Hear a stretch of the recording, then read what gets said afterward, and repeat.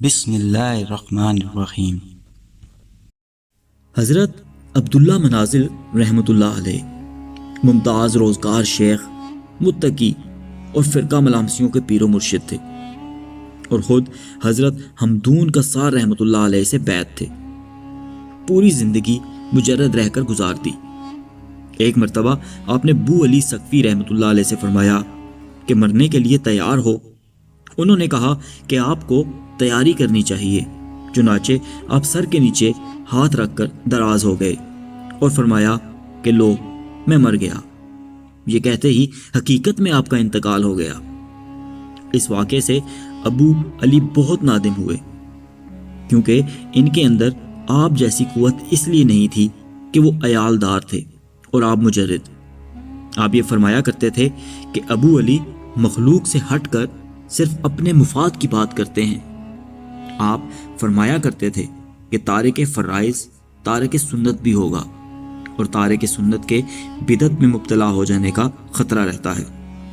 آپ نے فرمایا کہ بہترین وہ وقت جس میں نفس کے وسوسوں سے مامون رہ جائے اور مخلوق کو تمہاری بدگمانی سے چھٹکارا رہے۔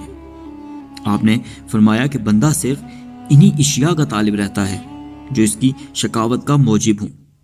آپ نے فرمایا کہ جو خود حیا کا ذکر کر کے خدا سے حیا نہیں کرتا وہ بدترین بندہ ہے۔ آپ نے فرمایا کہ عشق صرف اسی سے کرو جو تم سے عشق کرتا ہو۔ آپ نے فرمایا حیا کا مفہوم یہ ہے کہ خدا کا ہر لمحہ متکلم تصور کرتے ہوئے خاموشی اختیار کرو۔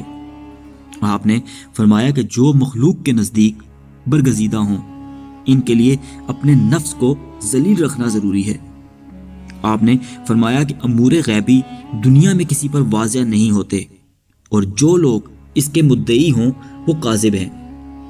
آپ نے فرمایا کہ مجبوراً فقر اختیار کرنے سے فضیلت فقر حاصل نہیں ہو سکتی، اور فقر حقیقی یہ ہے کہ فقر عقبہ کے ساتھ ذکر الہی میں مشغول رہے۔ آپ نے فرمایا کہ وقت گزشتہ کا تصور بھی بے سود ہے۔ آپ نے فرمایا کہ عبودیت اختیاری نہیں بلکہ اضطراری شے ہے، اور عبودیت کی لذت سے آشنا کبھی عیش و راحت کا طالب نہیں ہوتا۔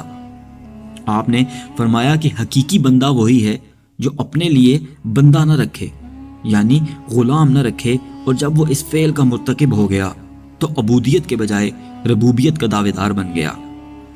آپ نے فرمایا کہ اللہ تعالیٰ نے عبادت کی اقسام یاد دلا کر استغفار پر اختتام کیا ہے، جیسے کہ فرمایا گیا الصابرین والصادقین والقانتین والمستغفرین بالاسحار، یعنی صبر کرنے والے، صدق والے، قناعت کرنے والے، نفقہ دینے والے، اور صبح کے وقت استغفار کرنے والے۔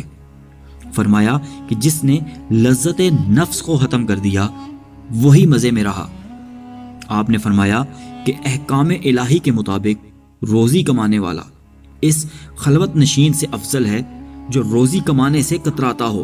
آپ نے فرمایا کہ ایک لمحے کا ترک ریا عمر بھر کی عبادت سے اولا ہے۔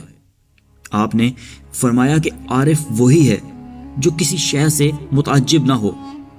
کسی نے آپ کو یہ دعا دی کہ اللہ تعالیٰ آپ کی مراد پوری کرے۔ آپ نے فرمایا کہ مراد کا درجہ تو معرفت کے بعد ہے، اور یہاں ابھی تک معرفت بھی حاصل نہ ہو سکی۔ آپ کی وفات نیشہ پور میں ہوئی اور مزار مشہد میں ہے۔